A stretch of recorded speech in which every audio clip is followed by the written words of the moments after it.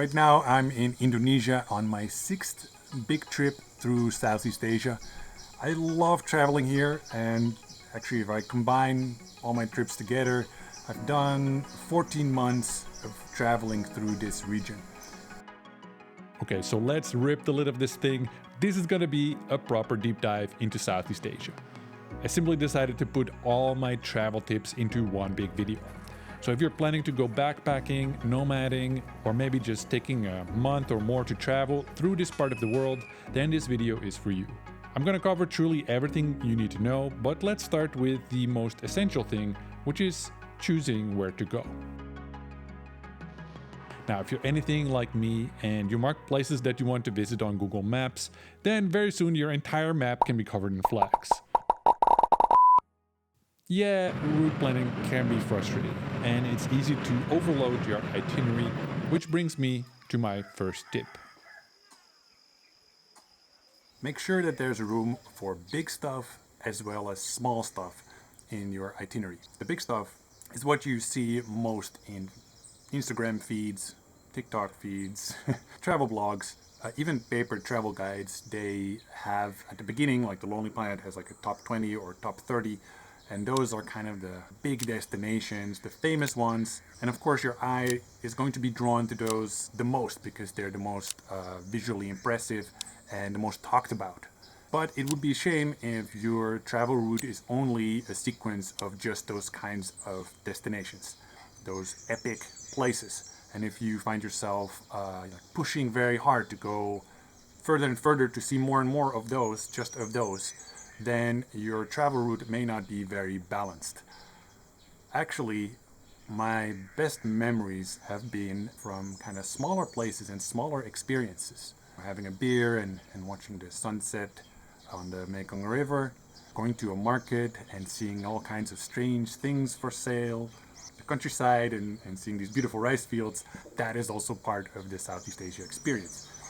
But that gets featured a little bit less in, content and media that you will find.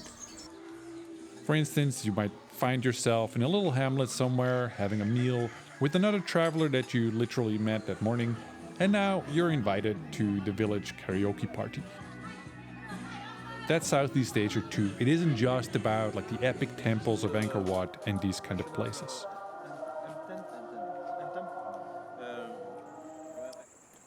So my advice is to keep some space in your route.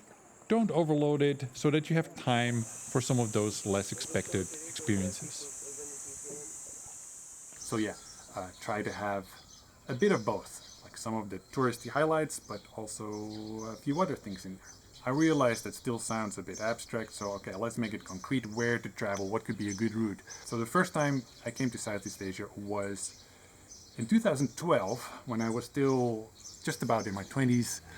I spontaneously decided to go on a career break, and I ended up in Thailand, not really having researched things very well at all, and I kind of just took things one step at a time. So I looked up some information, went to the next place, and what ended up happening is that, and I realized this only later, I was doing the Banana Pancake trail without knowing it. So you may have already heard of the Banana Pancake trail. If not, I'll put a link in the description to a guide that I have to it. This isn't the kind of trail where, you find signs, Banana Pancake trail this way. It's not that specific. It's just a bunch of destinations. They're well connected, and they have interesting things to see there. So it's a logical route to follow. And yeah, even if I didn't know about the Banana Pancake trail, I ended up following it anyway because it just made quite a lot of sense, honestly. If you have maybe 2 months or ideally 3 months, then that's a really great trip to do. It's the classic backpacker experience, and it's kind of a tried and true travel route. If you're new to traveling or you're going solo, then following a classic route like this is an especially good idea. It will make it way easier to meet people and to find plenty of fun along the way. Especially in my younger backpacker days, I loved making spontaneous travel buddies, sharing drinks and meals with them, and sharing plenty of adventures too. Years later, I did something else. We started in Bangkok. I went south to the islands and beaches of Thailand. Then I went to Malaysia, The West Coast has a lot of cities with a lot of culture, a lot of history. Then I went to Singapore. And then probably the logical thing to do there is to go to northern Malaysia, which is a great adventure destination with lots of caves and wildlife experiences, diving, mountain trekking. But I'd already been there, so on that trip I went to Indonesia. But yeah, that trip makes for a great route as well, I think. Yeah, you can kind of customize and do your own thing. A few years later, I did kind of a variant on Banana Pancake, starting the same, Bangkok, go to northern Thailand, but then I went into Laos and went north instead of south, which is not what people usually do. I went to Nong Kiao, I went to Luang Nam Ta. These are kind of secondary destinations in Laos, which actually are amazing. I loved being there. Such a beautiful country. And then into Cambodia, did some island hopping there, and then back to Thailand. And for that trip, I had just a month and a half, and that was like a really nice alternative Banana Pancake with a tighter loop through 3 countries. These are just a couple of routes, but there are so many others, and you can check out many more itineraries on my blog. Now, besides when to travel, you might also have to think about when, and it all depends on the country and the particular season. One thing to worry about a little is the rainy season though, because that can really affect the experience you're going to have. I'm actually a bit worried now because I'm here a little bit before the rainy season and it's already started raining a lot. A good thing about tropical rainstorms is that they can be very quick and then they stop. That's generally how they work. I remember being at the tail end of rainy season in Thailand, and I was sitting outside this bar with outside seating, and suddenly, bam, it starts raining so hard that actually the rain knocked the glasses and the cups off the tables. Can you imagine that? But yeah, the upside was kind of an hour later, it was done. And people got outside again and you could resume your day.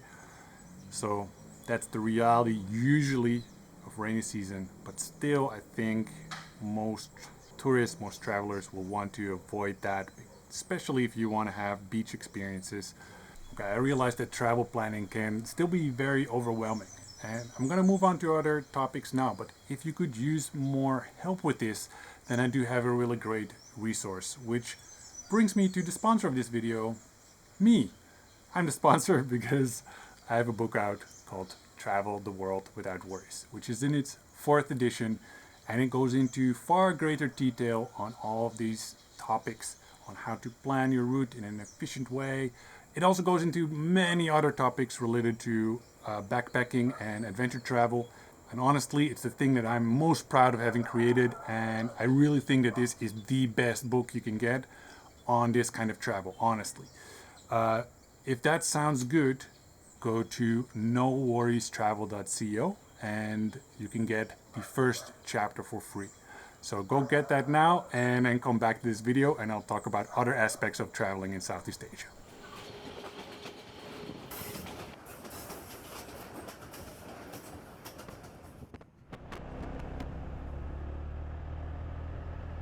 My first tip is quite specific. Get yourself on a motorbike or moped, because this will change how you travel through Southeast Asia. And I know what some of you are thinking, maybe you're not comfortable with driving on 2 wheels. I get it, I have some suggestions for you in a second. Let me just tell you what happened for me. In the beginning, I was only using buses and local tours to do things, which works perfectly fine. You can do it that way. But then I started using moped rentals and things really opened up. I started to appreciate Southeast Asia in a kind of different way. Mopeds are such a big part of life here. Some people do own cars, but really most people, most families, they own mopeds. So they're everywhere, and it means you can also rent them everywhere, and you can rent them cheaply. I didn't know how to drive a moped before I came here. On my first trip, I was in Thailand. I kind of just decided to rent a moped anyway because my driving license allowed for it, so why not? And it's really not that difficult to drive one. I will admit that I almost drove into a market stall on my first turn, but after that it was a lot smoother sailing. The other opportunity you unlock with this is to drive some of the famous motorbike loops of Southeast Asia. These are routes that pass through some of the most amazing scenery, and yet this will add something really epic to your trip. The most famous ones have easy rider tour companies, and these allow you to drive on the back of a professional motorbike driver and tour guide, so you'll get to still experience the landscapes and have that connection with the environment and everything, but you'll be on the back and you won't be driving. Now, the cities can have a lot of traffic, so you may wish to avoid driving there. The rural roads are more fun. And if you don't drive a scooter, you can of course also make friends with other backpackers who do, and then you can plan your own adventures together. Finally, make sure you install the Grab app, which is super useful in Southeast Asia. You can hail rides with it, which can be cars, but also scooters and auto rickshaws and other fun transport. Okay, more generally about how to get around. Flights are not so expensive. There are many budget carriers such as AirAsia and many other ones that let you kind of hop around the region if you want to. In countries like Indonesia and the Philippines that are archipelagos, you may just have to take flights sometimes because to get from one island to another is the only practical option. But in general, it's also nice to travel over land, which you can do very well with public transport. There's buses kind of everywhere, or minibuses. Trains are also an option in Vietnam, Thailand, Malaysia, Java, in Indonesia, and now Laos actually also has its own train line that was recently built. If you want to book online, Want2Go is the best place. Just don't do that for super last minute bookings. They don't have instant confirmation for a lot of the tickets, which is normal. So don't freak out if you get an email and they say, we got your money, we'll see if we can get you the ticket now. They're probably calling up the bus company or something to manually confirm your ticket, and then it takes a few hours for you to get your actual ticket. That's just how it works. In fact, in a lot of places, buses and minibuses are not bookable online at all. You just have to show up to the bus station, or you have to use a local small travel agent, or your hotel or hostel can help you book.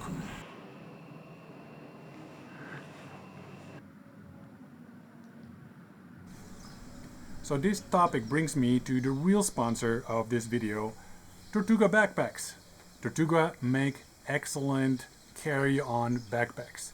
And actually on this trip, I'm traveling with the Tortuga Backpack Lite. And there's also a Tortuga Backpack Pro. They're great for traveling in this region because they're the right size. I really like that they open like a suitcase, so you can very easily get all your stuff out.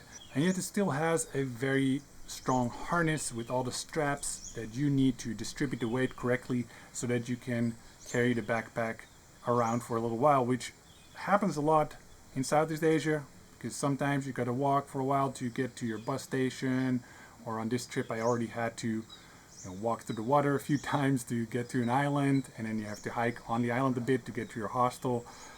For those situations, you need the right gear. If you go to tortugabackpacks.com/indie, you'll get 10% off your first purchase. So thank you very much, Tortuga Backpacks, for sponsoring this video, and let me actually show you how I pack. I know you may have heard this before, pack light, but it really is something that pays off during your trip, I think. And luckily, Southeast Asia is one of the easier regions in the world to pack light. You can kind of just pack summer clothing essentially with maybe one or two things that are for colder weather. All right, I'm filming this bit a little bit later.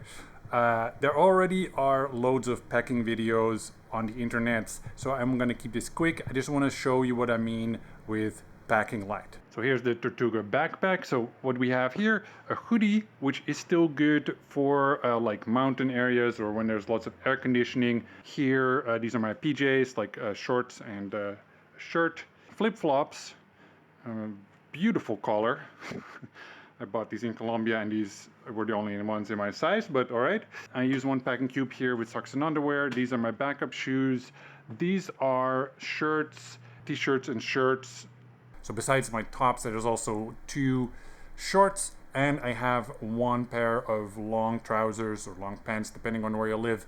And those are hiking pants, and you can zip off the legs so they can also function as shorts. So I find that that is plenty actually, because by the time my laundry bag is full, I just go to another laundry place, or actually most of the time it's just the guest house or the hostel or whatever that I'm staying at, where for like, I don't know, €1 or $1 a kilo, you can just get it washed and folded and back to you the next day. Some other things like my sun cream, I have some GoPro thingies here. I've got like a first aid kit. You don't need big bottles of shampoo or soap, it's not necessary at all. This is solid shampoo. You can use this for ages and it won't run out. It's a 100-gram weighing sort of ultralight toiletries bag. I try to keep like things small size. So you got here, this is my moisturizing cream, right? Travel size. You might notice something here. This is my padlock. Very useful, especially if you're gonna stay in hostels, but sometimes also in homestays and guest houses, because sometimes you have to put stuff in lockers. So I'm actually not traveling with a laptop, but I have a little keyboard here, and I insert that keyboard, this mini keyboard, into my tablet, and I use that for writing. It's actually lighter that way, and also it's less expensive. Like my tablet costs like €100 or something. It's just a travel tablet, and this mini keyboard was also nothing. So that's all I need to stay online on the road. So yeah, this is just a little example. Maybe you want to pack totally differently, that's cool, but I just want to show that packing carry-on only is quite feasible for Southeast Asia. And packing light will reward you, because everything's easier. You don't have to put in so much effort to move around with your big backpack and full of stuff, and then just lots of stuff in there, guaranteed that you totally forget about for the entire trip, because it's all the way at the bottom and it actually wasn't that important. Having a smaller bag, it kind of forces you to prioritize, and then you realize, oh, I don't need that much stuff actually. Alright, a little change of scenery. Let's talk about how to go off the beaten track in Southeast Asia.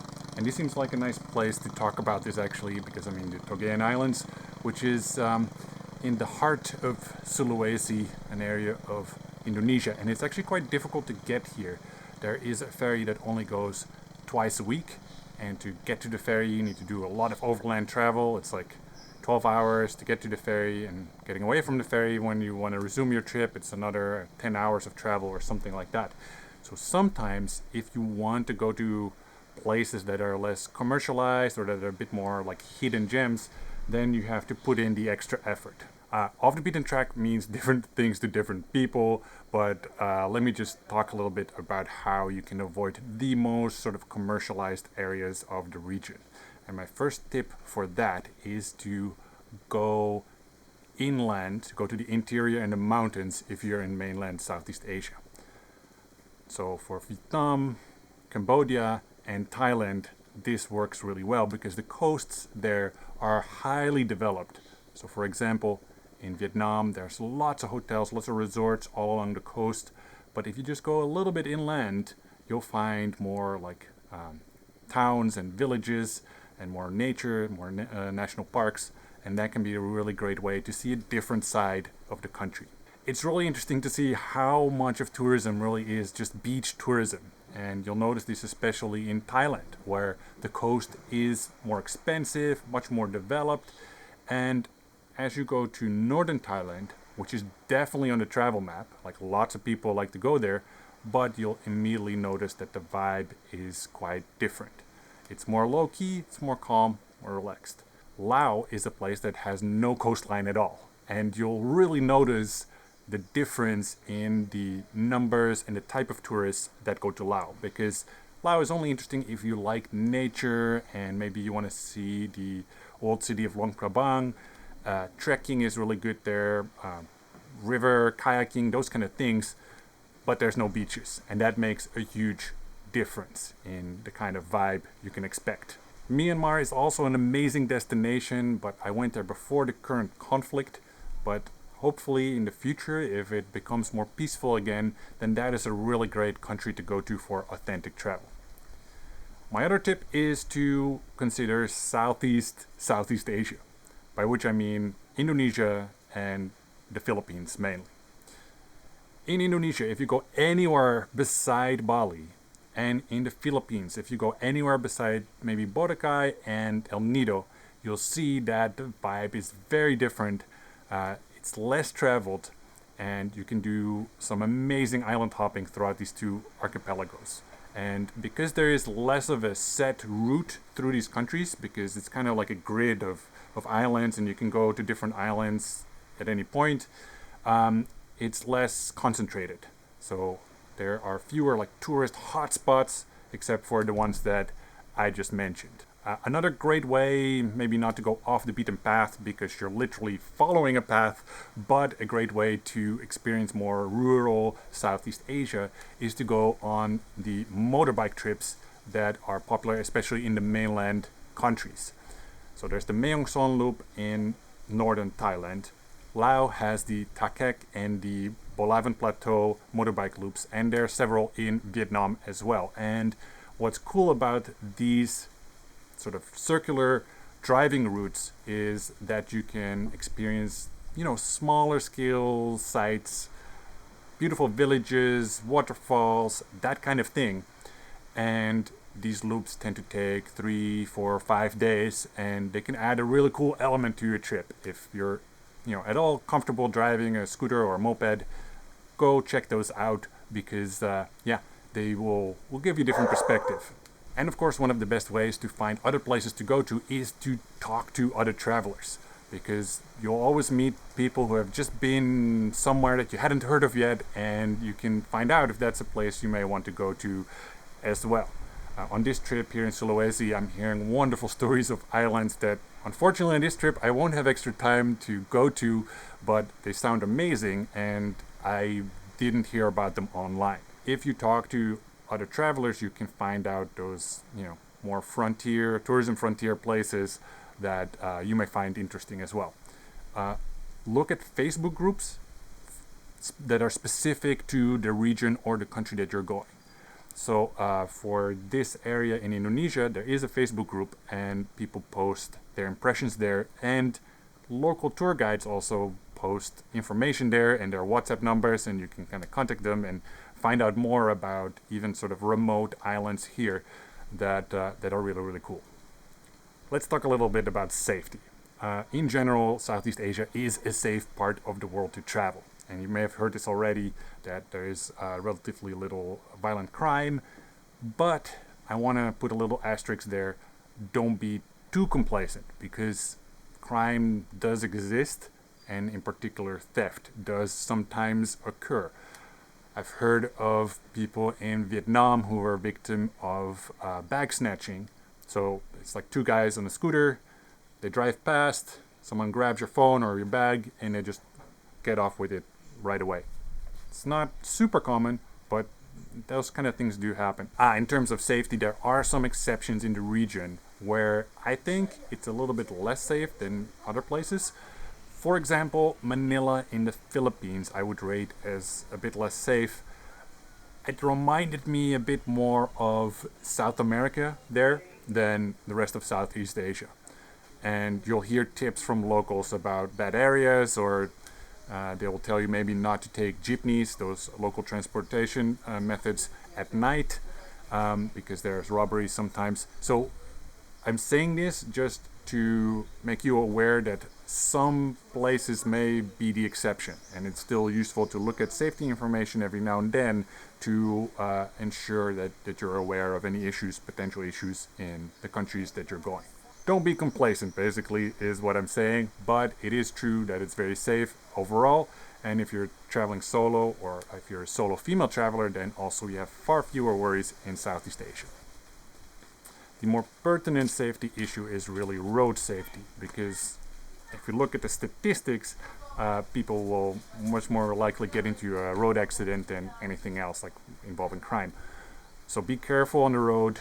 If you drive a scooter or moped, always wear a helmet. Don't be like the locals who don't wear helmets. It's really dangerous, and drive slowly.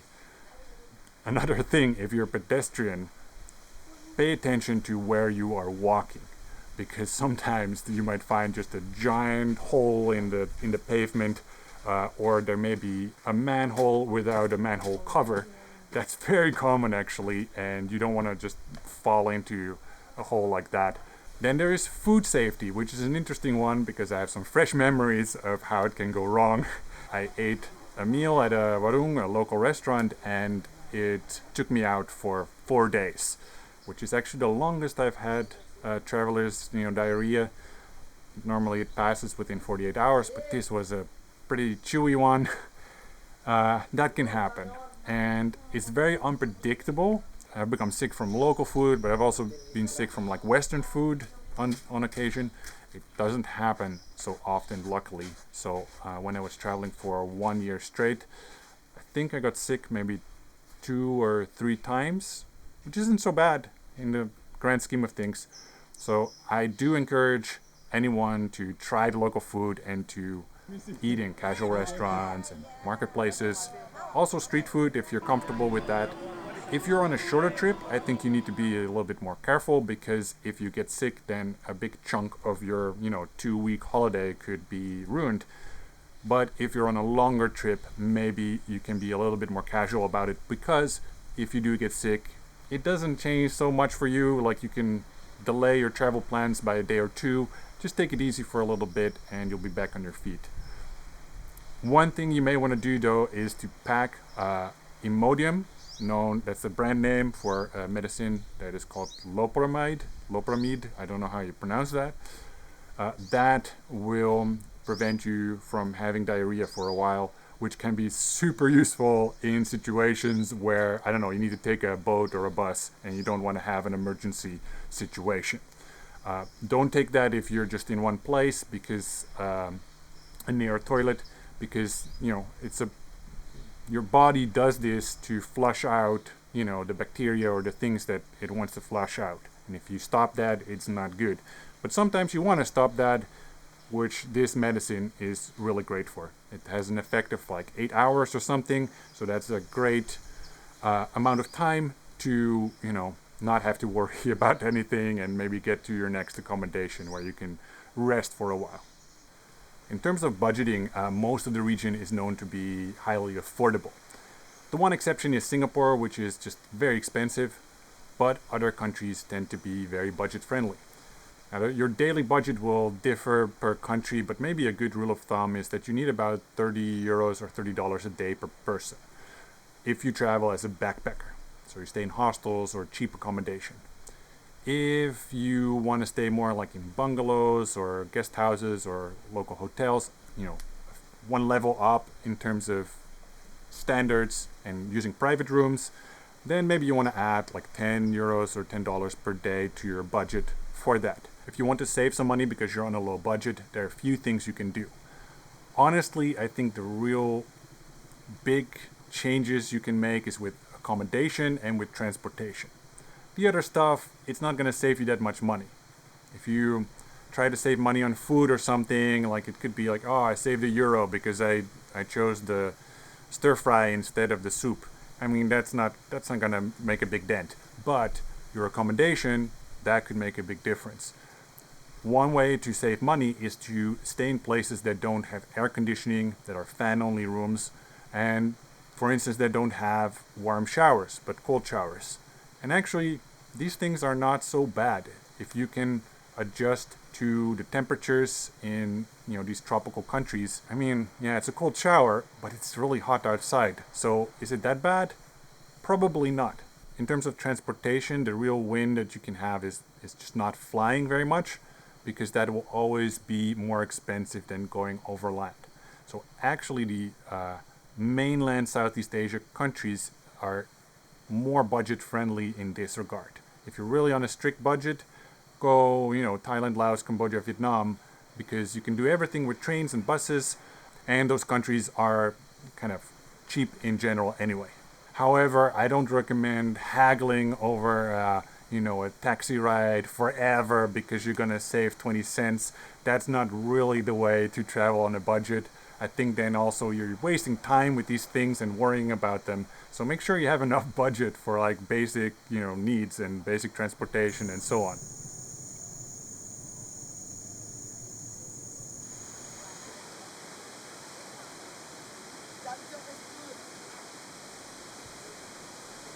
Even though this part of the world is very affordable, I do recommend sometimes making an investment in experiences that are really epic. And if you were to avoid them just because they're a bit more costly, then you may miss out on some incredible experiences. A great example of this is the gibbon experience in Laos. This is a project in the middle of a national park where they've built these incredible tree huts high up, and they've connected them all with zip lines. So you can go from tree hut to tree hut to tree hut. You'll experience the forest as though you're a gibbon swinging through the trees, and you'll see the canopy. You have a very different perspective on the jungle. And this is amazing. It does cost something like $300 for the 3-day tour. And when you consider that in Laos you could spend maybe $30 a day, that may seem like a lot.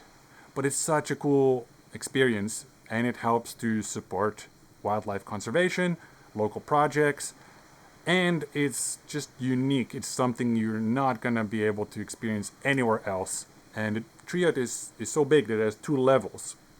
And I remember standing on the lower level where the bathroom is, where the shower is, and there's like no wall between you and like this epic, vista of the jungle around you. You see all this, the clouds hovering over the treetops.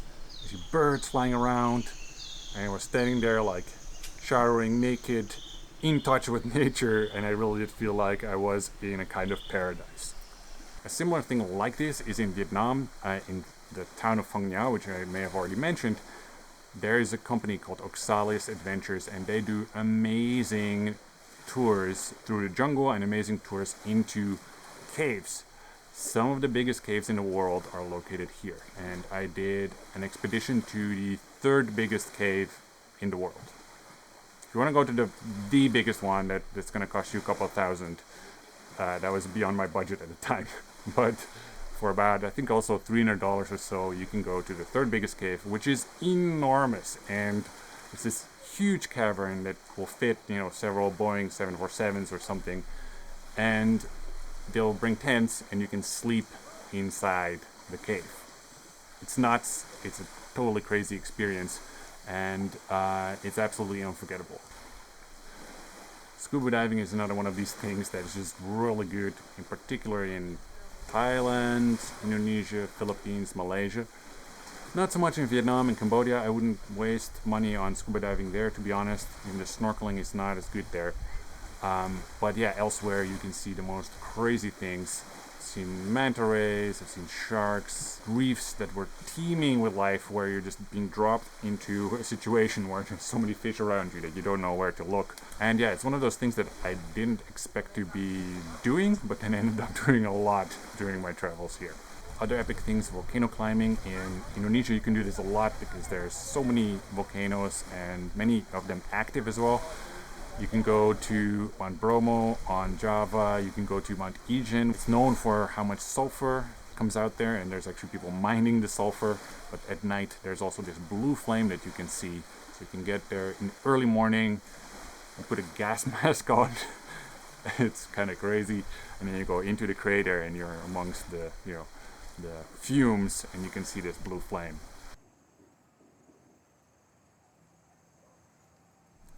The highest peak in Southeast Asia is in Malaysia. It is Mount Kinabalu. Be sure to sign up for an organized trek there if you want to do that. I still haven't done it because when I went there, it turned out that everything had already been sold out. So you need to be at least a few weeks or maybe a few months in advance, because lots of people want to do that trek, and also many domestic travelers want to do that. A sailing trip can also be really epic. I've sailed from Lombok to Flores once, and that was incredible. Took a few days. You go all the way along the coastline, and then you end in the Komodo Islands, where you can see the Komodo dragons, some of the largest reptiles in the world, and the snorkeling is amazing there. So being on a boat and being away from the internet and being really immersed in that experience, it's really, really cool. You see the stars at night, and you see manta rays going through the waters around your boat. It's just insane. Okay, finally, let me cover a few practical things. Firstly, money. It's a mistake to travel with only one payment method. Don't do that. Have multiple ways to pay, multiple bank cards, maybe debit cards or a credit card, because you never know. Your card may not work with certain banks. Your card may get blocked. There are various scenarios. You could lose a card. There are various scenarios in which you might need a backup. Don't rely just on Apple Pay or Google Pay, as I hear some people try to do. Contactless is not so widespread in the region, and even if you do have contactless, you don't want to rely on like your phone exclusively, because what if you lose your phone? Then you cannot get money out. Bring plastic cards and use your cards to get money out from ATMs. For the most part, like, the societies here are still cash based, so you need cash in a lot of scenarios. Sometimes for your accommodation, you can pay by card, or you can send money using Wise. Wise is a really good thing to sign up for, actually, because you can use that account to send money in any currency, and a lot of hotels, they accept Wise transfers. But also to give you a debit card that is really handy, really good for traveling. It's a great backup card to have. I always have a Wise card, and I have my normal bank cards from home. Visas are incredibly important.